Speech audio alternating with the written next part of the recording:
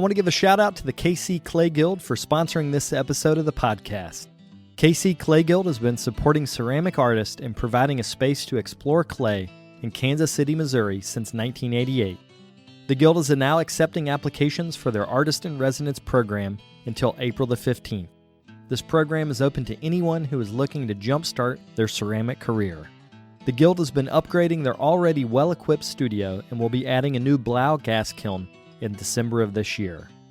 Benefits include a private studio space, free firing, opportunities to teach, and an annual stipend. To find out more or to apply today, visit kcclayguild.org/air.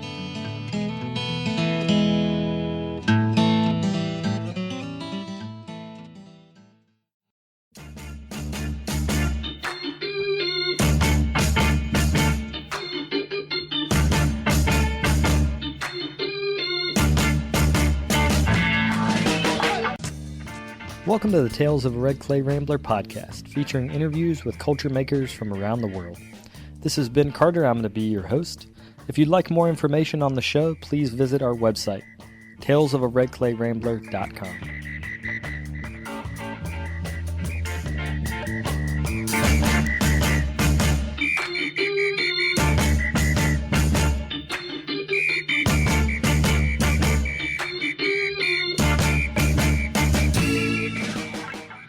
Welcome back to episode 364 of the podcast. Thank you guys for tuning in. Today on the show, I talk with Natalia Arbelaez about her ceramic sculpture. She was born in Miami, but has spent time in both Colombia and other parts of the U.S. In this interview, we talk about reckoning with her family heritage as well as a bigger cultural history through the work that she makes. Before we get to that interview, I wanted to thank some of the folks that have been donating to our podcast. We are listener-supported, so I'd like to thank Nancy Button and Elizabeth Fox for their contributions. If you'd like to get involved yourself, you can go to the website. That's talesofaredclayrambler.com/donate. While you're there, you can shop the merch section where we have t-shirts and water bottles and all sorts of other stuff. And you can also sign up for the newsletter, which goes out each week and features writing and more information about the artists that are interviewed. Again, the website is talesofaredclayrambler.com. Also wanted to mention that I'll be presenting at this year's NCCA conference. That's next week, March the 17th. I'm going to be in a panel discussion on art making as spiritual practice with Paul Briggs, Varuni Kangashandaram, and Heather Namath Bryn.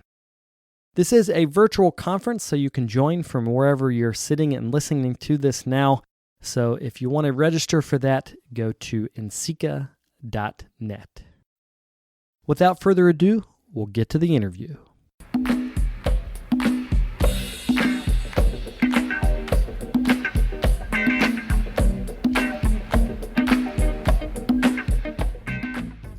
Let's start talking about your show, Passages of Absence. Can you describe the work that was in that show? Yeah, I had a combination of performative video and photographs with also ceramic pieces.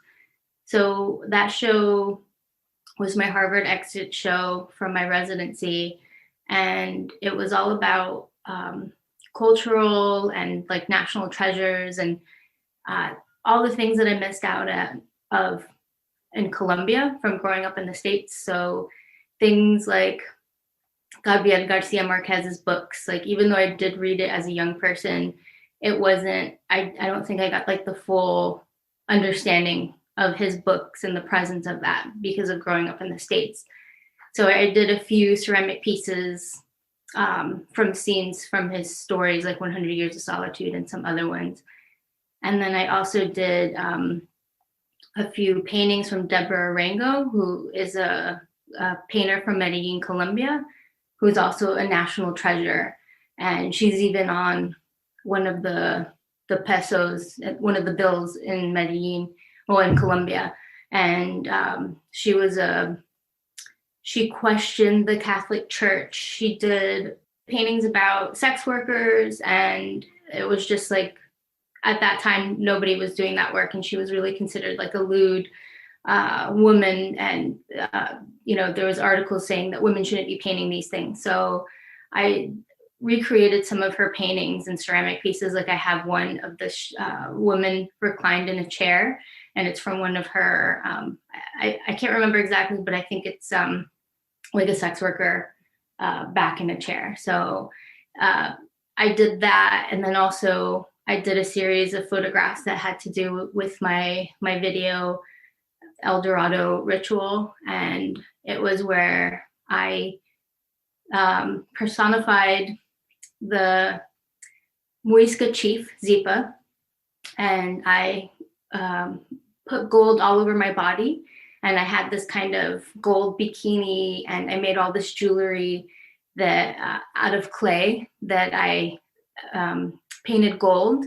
And I made these two ceramic jugs that are referencing pre-Columbian to the region of Colombia.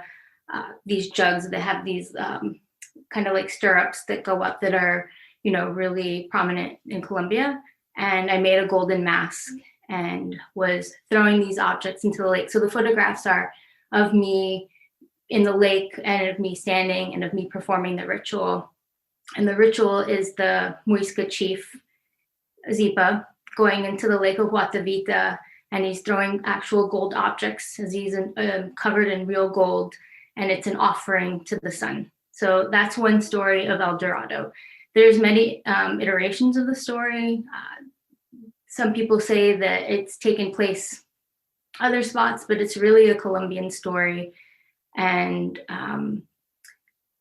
so, yeah, I'm completing that ritual. And the video as well is me, but it's a little more, that one I think speaks more of my identity of like performing this ritual, but as myself, as this, mestizo, Colombian, American, pop culture, contemporary person. So like I have all these different narratives, all these different histories intertwined. And in the video, I'm dancing with the objects, and there's animation going on all around me with some music that's like really dance music.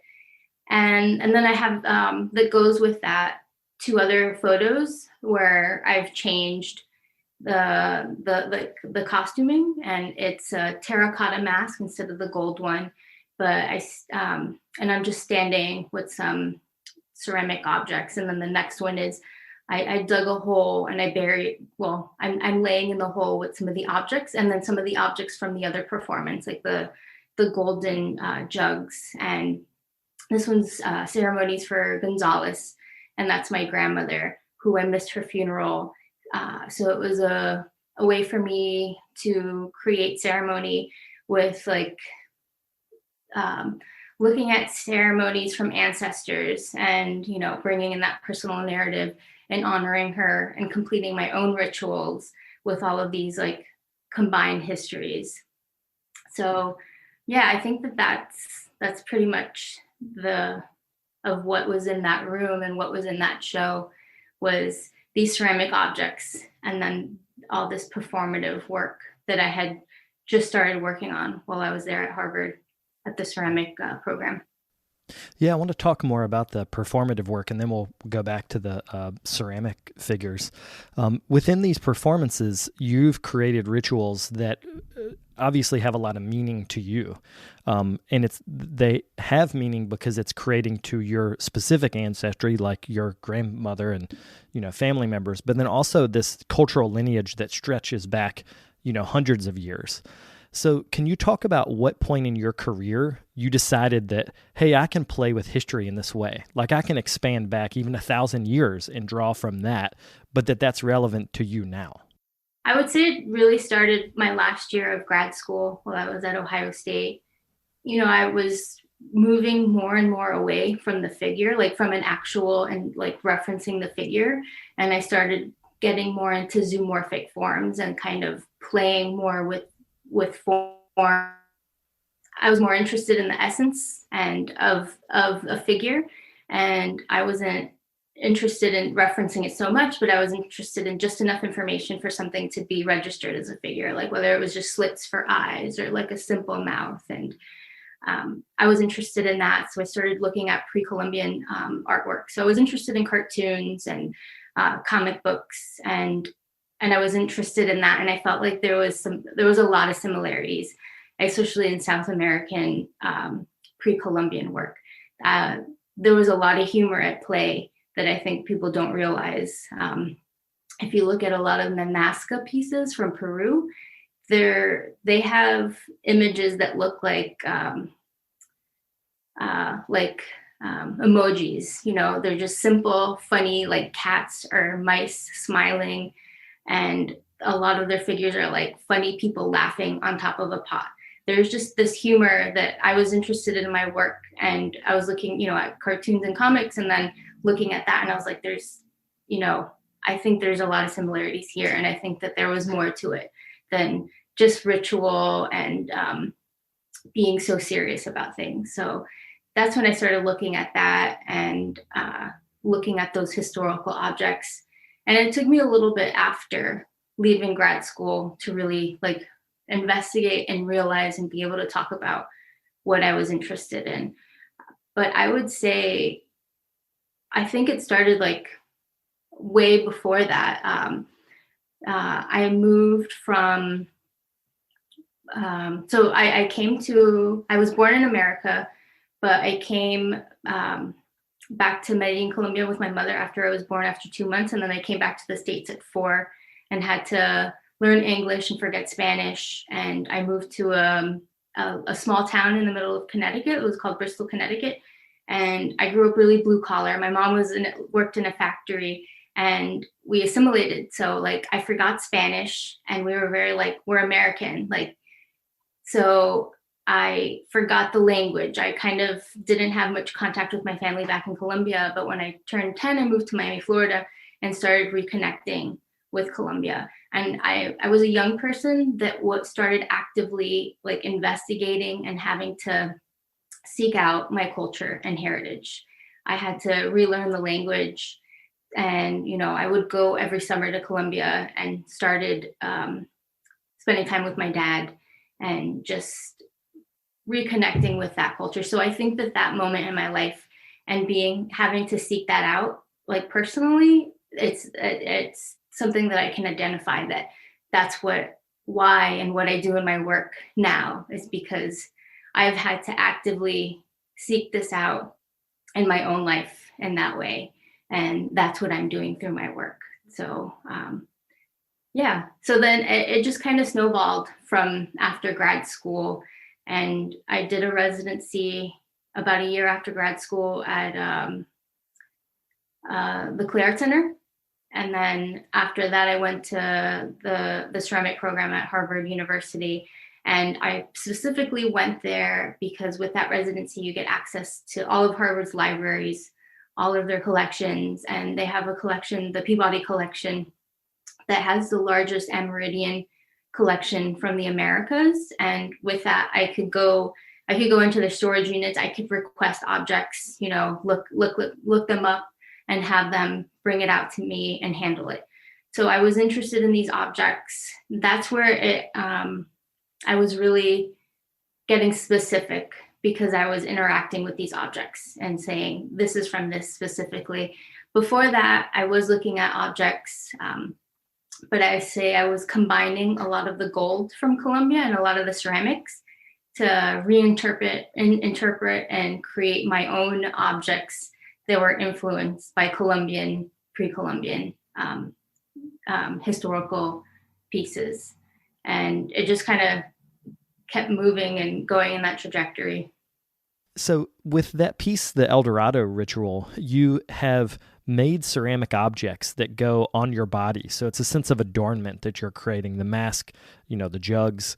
Can you talk about the difference between creating an object that's a part of a performance versus an object that's going to stand alone, like a sculpture to tell the story? Because with a performance, you're really relying, unless you're doing the performance in the gallery, you're relying on a photo of these ceramic objects to tell the story. As to where if you're presenting it like, say, a full ceramic figure, the person coming to see the show is really going to interact with that ceramic object. So can you contrast the two of those?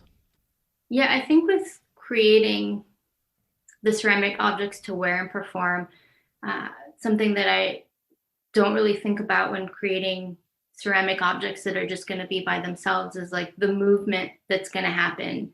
And that's what I'm really thinking about. What I was thinking about then, that weren't a part of like the making of like how I'm going to throw these objects and how is that movement and that action going to be a part of that piece. So I was really thinking about how I wanted ceramics to kind of move, and yeah, that was, but with the creating ceramic objects that are just going to live on their own, I think everything is right there, and there's like a checklist of like, oh, and then you've completed it all. It with the other of creating performance, it's like it's happening, and it could keep changing, and it might never stop, because there was a few photographs that I took in different positions, and you kind of decide that, oh, this is important. I need to move this way, or I need to lay this way, or I'm going to throw this this way. And it keeps changing. And I feel like I could go back and play with that series again, and it would just keep evolving, where with ceramics that is just, it's like it's complete and it's a little stagnant. So I think with it, there's this movement that even though I'm portraying them in photographs, it's really about movement. I really saw that in the video piece that you did with Sleight of Hand, which was an exhibition at the Center for Craft recently. And that movement really was accentuated. We should say that you were holding these objects and you were dancing subtly. But then there was this psychedelic thing where there were colors coming out of your body and there's music playing. Like, it really made what was essentially a subtle dance into something that was very vibrant. So that's another example of where, like, you start with something physical, the ceramic object, and your body, but then as you got into the digital space, it got more and more complicated. So can you talk about the process of making that video? Yeah, that process was, I had help with that one. So I asked my partner did the animations for me and the editing. So even though I had a vision, there was a collaborative aspect to that. Like, I did have a vision from start to end. And then the music, my friend Josh Sigmund did the music as well. And I kind of told him what I want. And we're all from Miami. So, or Josh lived in Miami for a while. It was very much about like having this Miami feeling. So that was a little different for me, that I was collaborating or more like directing people, but for my vision. And with work like that, I feel like, you know, I could probably keep working on it. My partner and I could probably keep editing and keep animating on top of it. So it's something that will keep going on. Unlike, you know, when you're making ceramic objects and the kiln kind of dictates that something is done. So it's like a forever thought of mine. And yeah, I was really interested in trying to describe that Miami feeling, but like talking about these historical moments that like I missed out on and that aren't really present in my history. So I'm talking about that and describing the ritual, and my way of performing it, I'm thinking of that I'm reclaiming these stories and like calling them mine, and being able to insert myself is like a way to relive them. But I'm also dancing to like, yeah, the psychedelic kind of, you know, music, and I'm describing, you know, what it was like to grow up in Miami when I did, of like dance music and booty music. But I'm also considering like what did these ancestors, what did these pre-Columbian people, why did they do these rituals? And we don't really understand that because they are a lost people. But I know that they were trying to connect to the sun. So a lot of the religious and rituals were for the cosmos and to connect to the cosmos and the universe. So that's where I like, almost I kind of zap in and I'm like referencing like I'm coming from somewhere out in the universe, and then I disappear back into the stars. So I'm trying to reference that as well. So, and and then a lot of the cartoons and imagery is drawn on there, and yeah, so that's what that. And then also, coming from Miami, Florida, there's a lot of video work, so I'm just kind of referencing to a lot of the videos that I grew up watching and the ones that some friends made while I still lived in Miami. So all of these things collectively to make this new thing. But I'm getting ready to start a new video, so I really do enjoy that process, and it does have ceramic objects as well. And I'm just really interested in like activating ceramics that, I want to tell a story with it, but I also want to activate it and I want to give it movement. And I think the video really helps me do that somehow. We're going to come back to the work, but I have a broader question about history. Like a lot of times in the modern context, we talk about older cultures as being pre-Columbian. But by doing that, we're basically tying a colonial history or an explorer history to define everything looking backwards, which is such an American thing to do. I mean, it's a European thing to do, but it's something we do a lot here. So you as an artist, how do you separate the colonization of that history from the reality of what it was like to be in that culture? How do you get to the authentic history that is not clouded by the colonial narrative?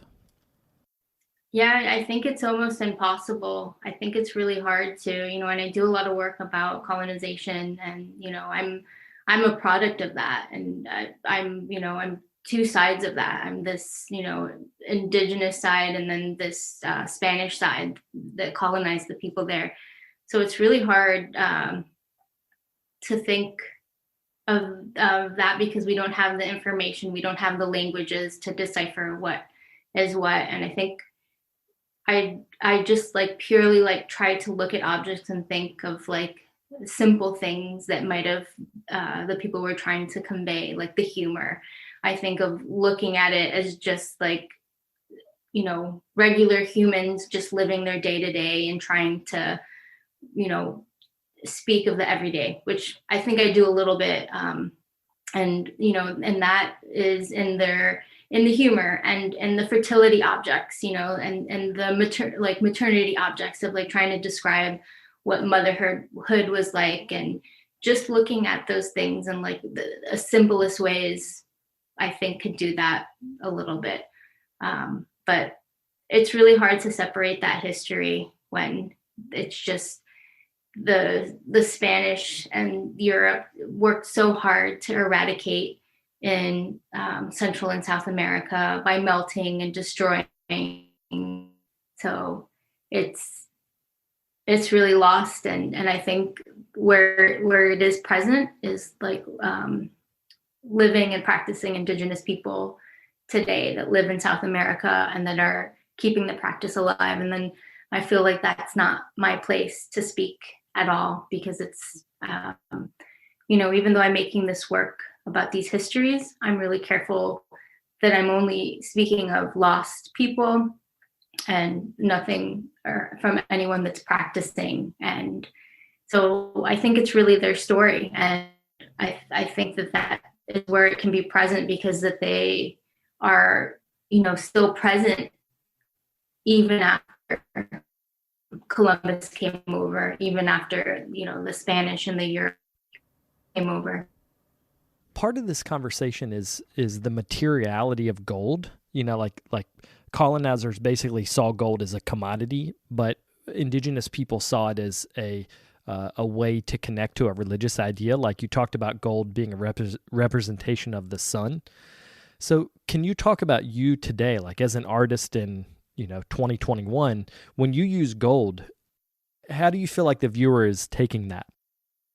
I really love to pair the gold with terracotta, because it's, this gold is such a valuable thing and sought after thing. And then terracotta, like through especially in the ceramics field and historically, has been seen as a lesser material. And in some languages, it's even, it's called pretty much dirt, and they come from the rivers. You could find them in the rivers, and you find them in the mountains.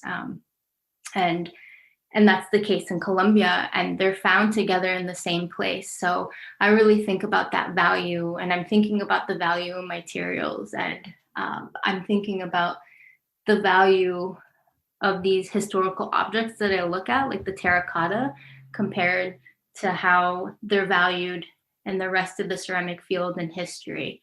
So I am really thinking about that often, and I'm really interested in how historically people have seen gold, especially from, as you said, like in pre-Columbian.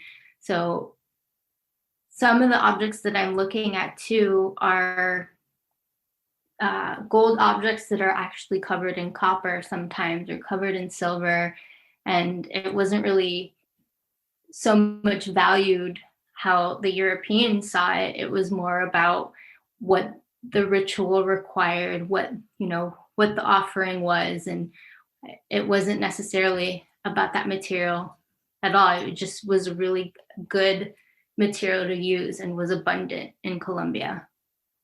Yeah, I'm glad you brought up that connection to terracotta, because I was looking back at your older work, and there's almost like a definitive split in which the terracotta stops having slip on it and having colors on top, and it's just the clay is the clay. Like terracotta is the thing that is the forward-facing material.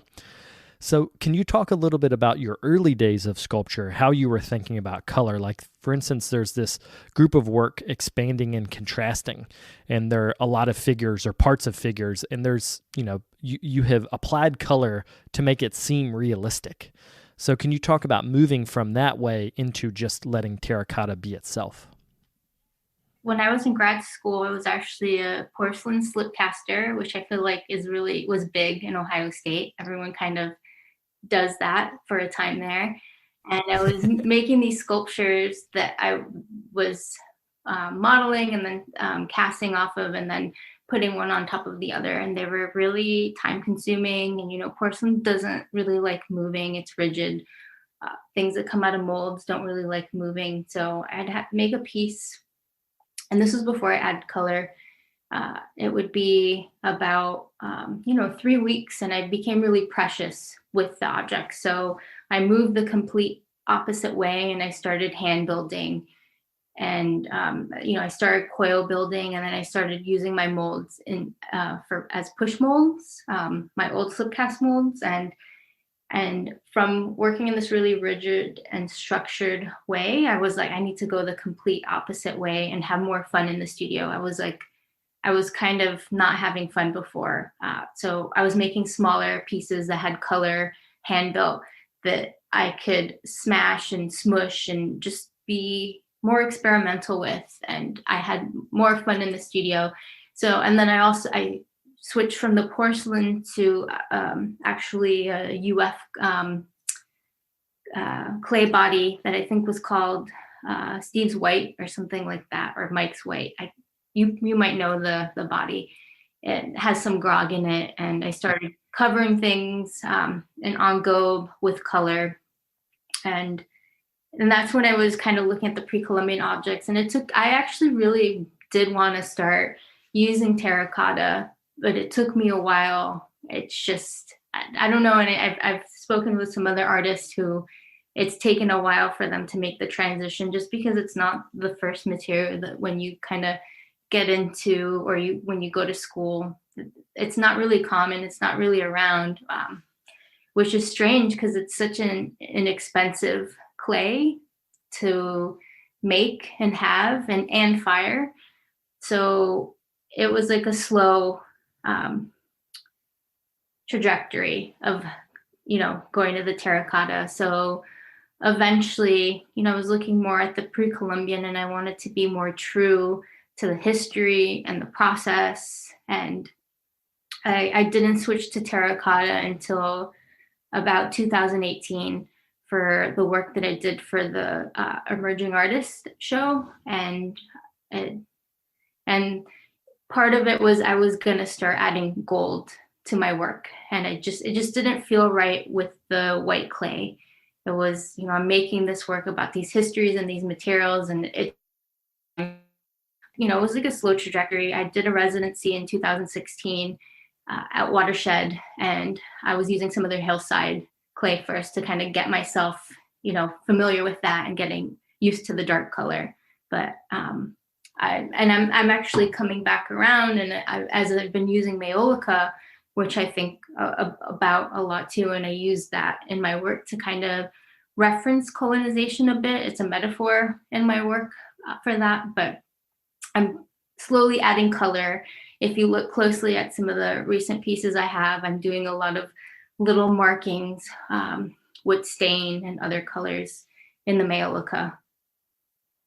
And there's something about the terracotta work. I think you mentioned that you're having more fun, and it looks like that. Like the symbolism you're using has gotten simpler, but in some ways more directly emotive. Like even in the same way that an emoji either has like a smile face or a frown face, like you're, some of this work is getting simpler and more direct. So can you talk about how facial expression has changed from the older work that was more, human reference to the work now that is more sort of a stylization of emotion? Most of my pieces have a grimace, and most of them are frowning. And it's just a lot of the pieces that I'm looking at, I look at a lot of, especially the gold Colombian death masks, the pre-Columbian ones from the Muisca people.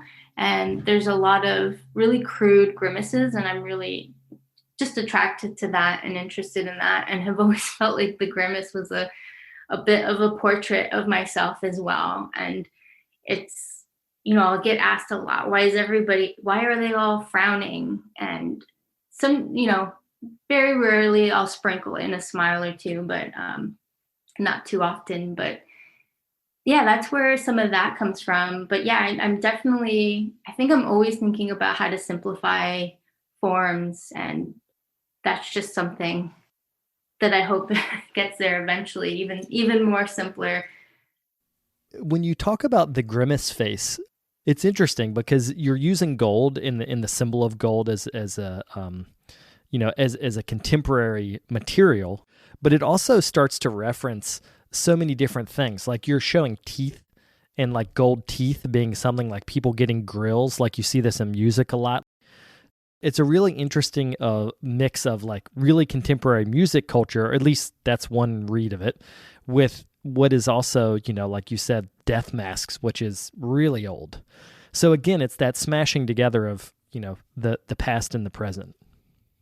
And those death masks, they have the teeth showing because they're meant to scare away either, evil spirits or looters. So they have that impression. But then also, I grew up in Miami with a lot of people having gold teeth. And even my best friend in high school, her family owned a jewelry store and made gold teeth for people at the flea market. So, both of those things were around in one way or the other.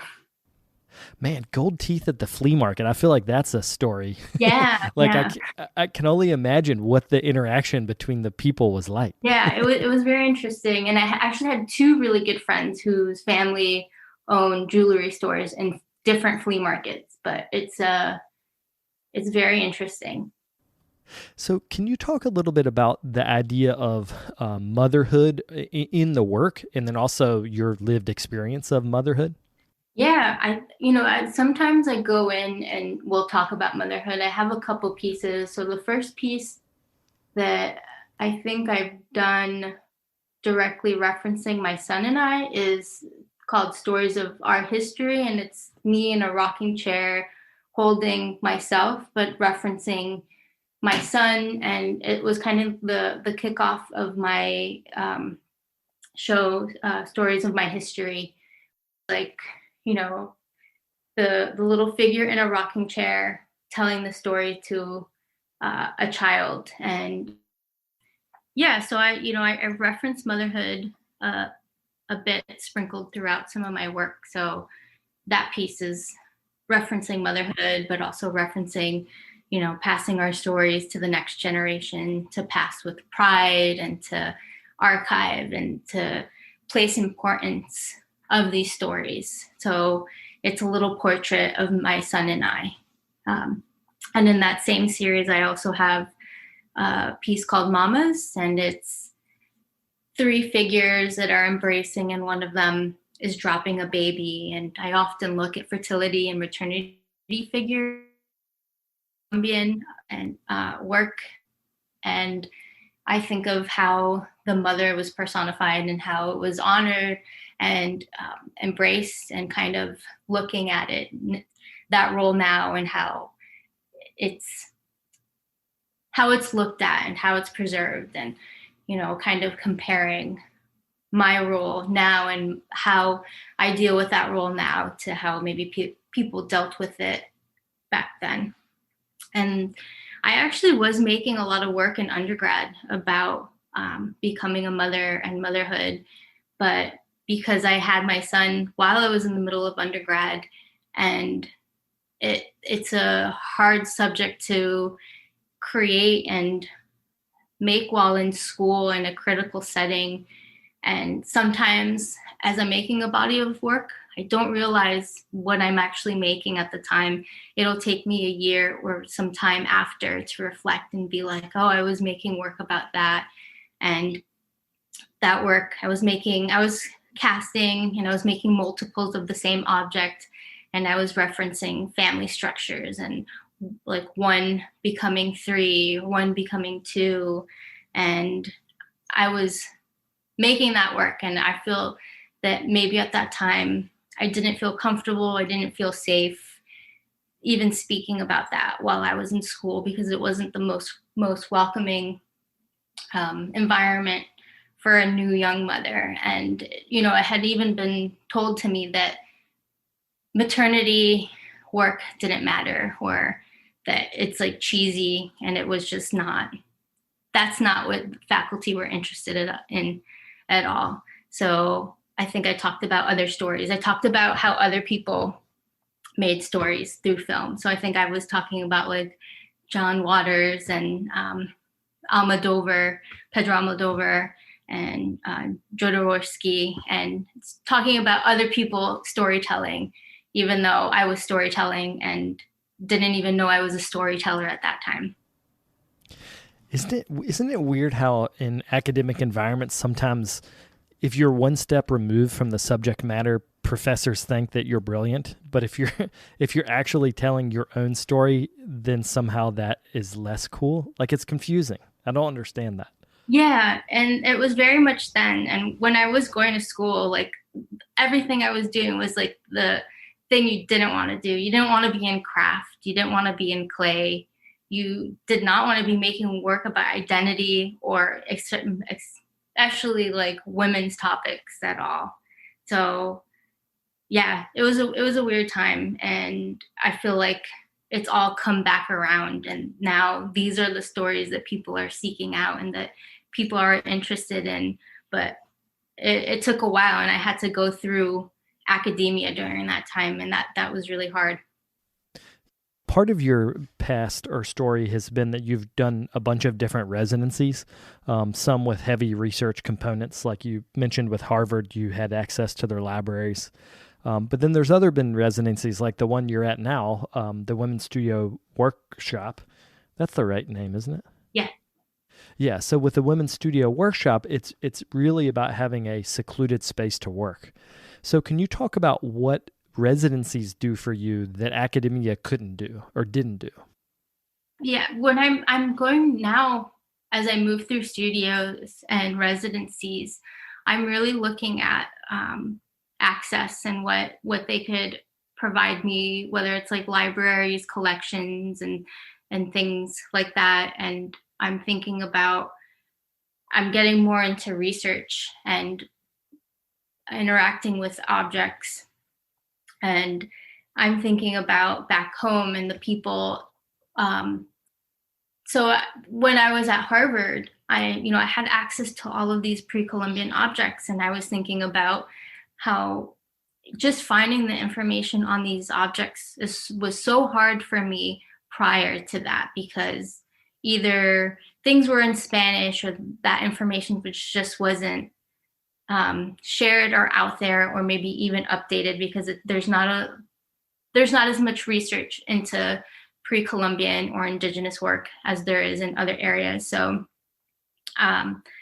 in a month, I'm about to go to Amoca out in California, and I'm going there specifically for their permanent collection, which I started this project at Mad Museum, where I was using their permanent collection and looking at their ceramics collection, and specifically women of color who I feel have played an impactful role in contemporary ceramics. And I'm looking at their lives, their persona, and their process and the history, and putting that into making work. But also I'm doing this research and I'm archiving who is in this collection. So like Angelique helped me decipher who is who in that collection, because we don't have this information. I can't go to a collection, while I might know a couple, I don't know the extent of their collection and say,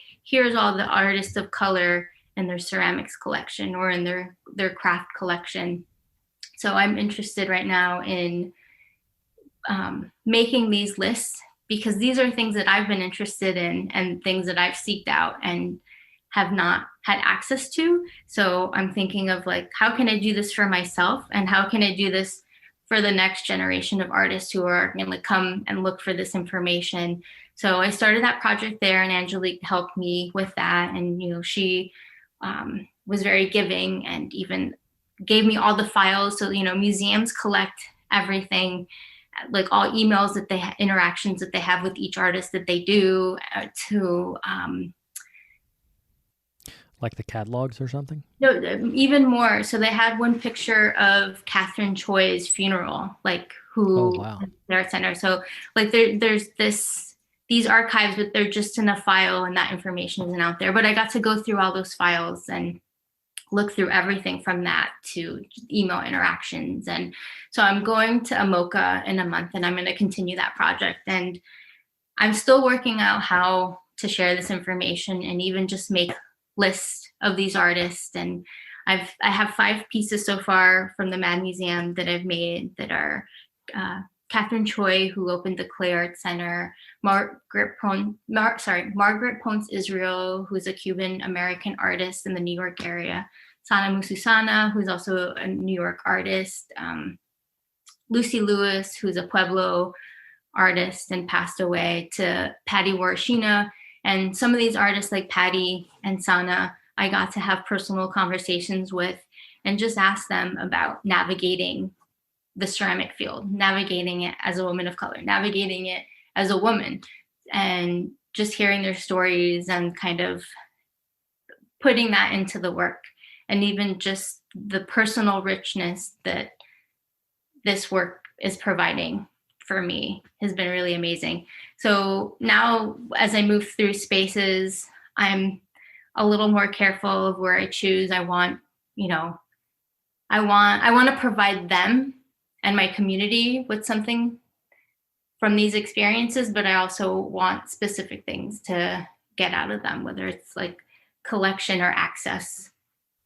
I'm so glad you're doing this archival research, because a lot of, since the summer, and there's been a lot more awareness of racial inequities in museums, as well as sort of our bigger cultural understanding of racial inequality. I see these statistics, and you'll see like in major collections, there's only 4% women, and this is like modern museums. There's 4% women in the whole collection, which when you hear that, and that statistic is so shocking, but then when you actually say like, it's actually these 5 women, somehow the statistic also erases the individual experience of those women. So by you doing this archival research, you're not only discovering a history, but you're personalizing it in a way that the next generation doesn't have to just be disappointed by those statistics. Thank you. I appreciate that. Yeah, it was research I wanted to do for myself too. And, I wanted to highlight these women. So like Catherine Choi, she passed away. She was 29 years old and she didn't have a legacy.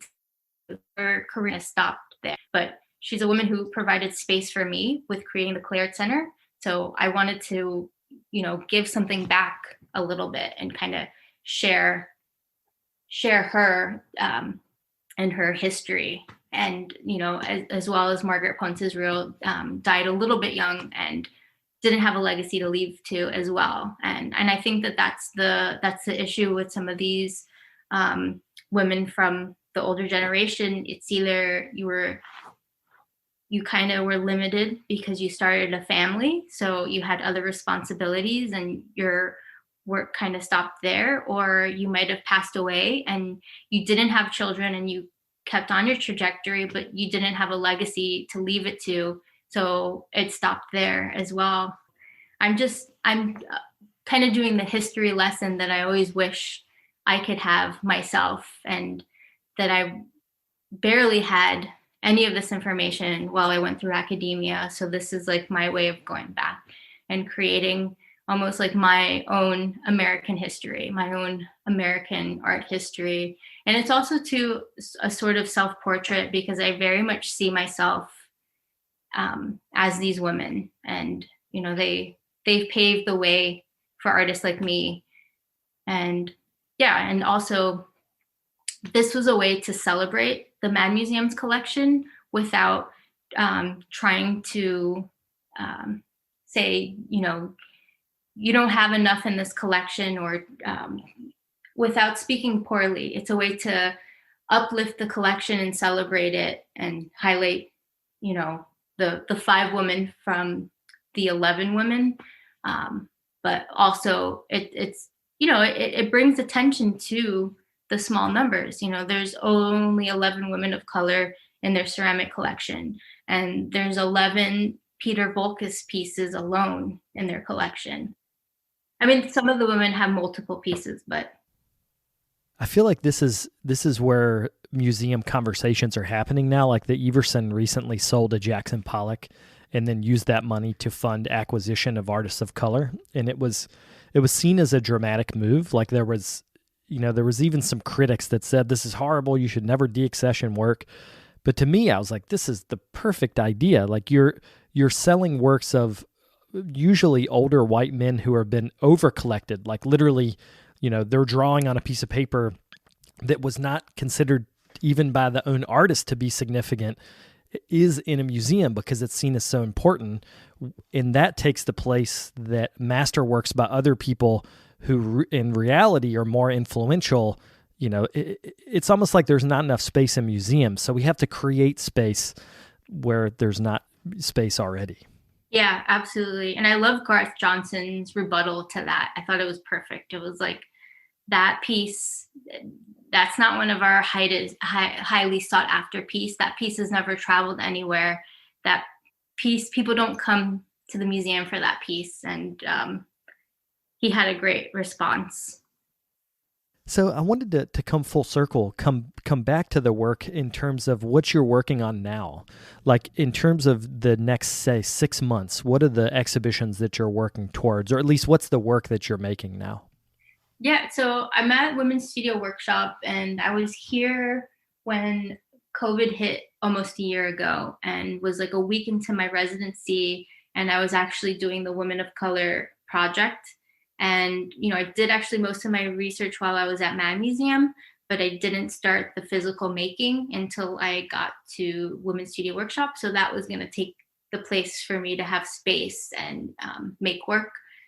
I ended up making most of those pieces at home, but I'm here now and just working on a couple shows. But I'm getting ready to go out to California in less than a month to Amoca, and I will continue that project and go through their collection with the help of Beth Ann, and decipher their women of color and highlight a few women through that and make physical, tangible pieces, as well as figuring out ways to archive the research or the information somehow. into either my website or access. So I'm working on that, and I'll be out there for a few months. And with that time, I'll have a solo show after at Mindy Solomon sometime in June, July. I know I'm going out there with the intention of looking at their collection, but I tend to work on several things at the same time. So like I'm continually doing my series of Mestizo and doing the Women of Color project kind of at the same time, and have other series going. And so I don't know yet what's going to happen when I'm there. I really like to go to a space and use what's around me and, interact with the people, and kind of, I'll figure out when I get there what that show will be about. What a great space. I was there years ago and just really admire what they're doing at Amoka. It's much, much bigger than I was expecting it to be. So they can really show a lot of work at the same time. Yeah, I've never been there, so I'm excited to see.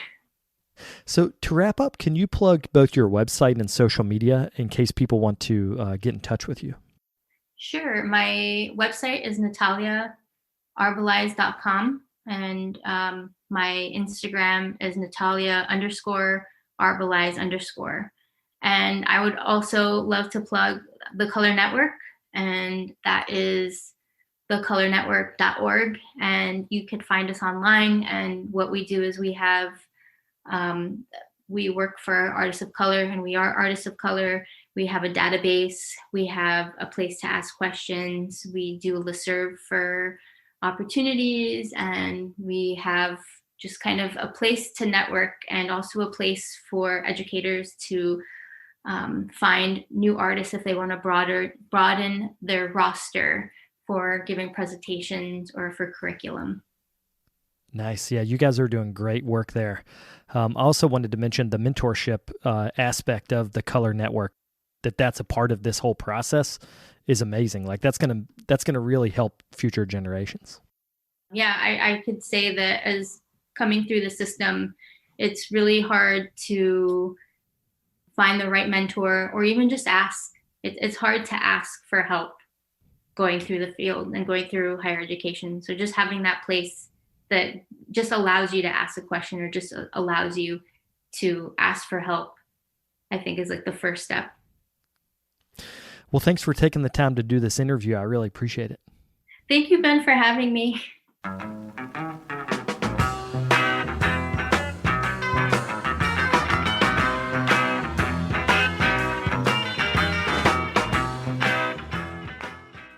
I'd like to thank Natalia for being a part of today's episode.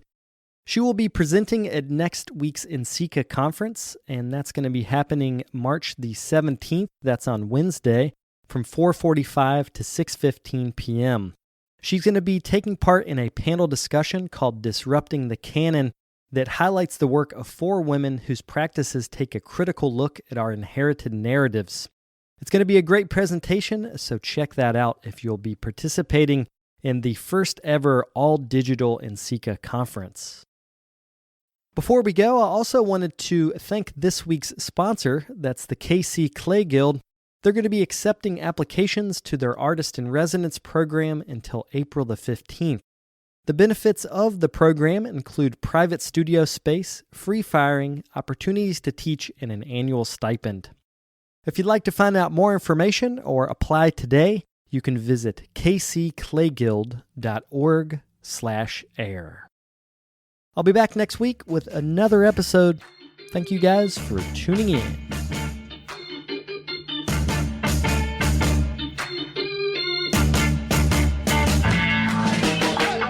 If you'd like more information on the artists on the show, or if you'd like more information about the workshops and events that I'll be having in the next couple months, you can follow me on Twitter, Instagram, and Facebook under Carter Pottery.